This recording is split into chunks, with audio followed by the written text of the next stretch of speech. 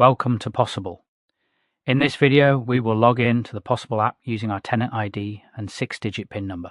The Tenant ID is created and emailed to you when you sign up for your 15-day free trial. This unique ID is only required on the first launch of the POSable app, and it can also be found at the top of the menu in the POSable back office. Once you have entered the ID and connected to your account, you can then proceed to enter your 6-digit login.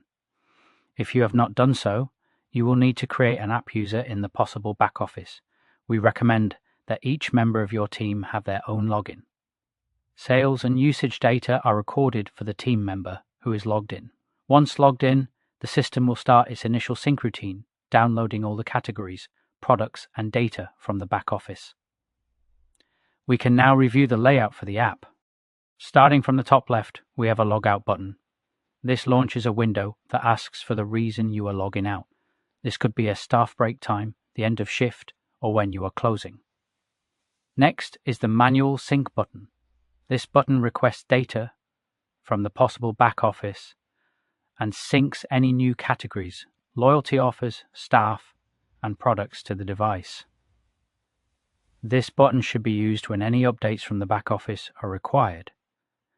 Next, we have the Sales Today information panel. This shows the sales taken on the device.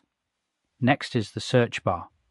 You can press on this area to launch the device keyboard to search for a product. You can use the search button in the top bar or on the keyboard to submit. Any products found with your search term will be displayed in the left panel. Settings cogwheel. Click the Settings button to launch and display the settings information.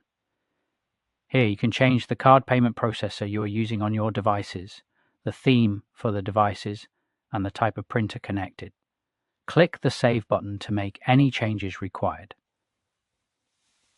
Please note that changes here may or may not require the user to log out and back in again, but usually changes are instant. Along the bottom of the app screen we have the Back button. This is used when you view products in a category to return to the categories. Float. This button launches a window for you to enter cash amounts that are being entered into the cash drawer connected to the device. Select the denomination and enter the amount to be placed into the cash drawer. Deposit. This button launches a window for you to enter cash amounts being withdrawn from the cash drawer. This is cash to be deposited into a safe or your bank account.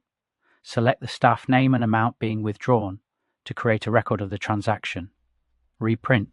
This button launches a window that is used to show the last 5 orders taken. You can then reprint the receipt for an order should it be requested. And that covers the layout for the app.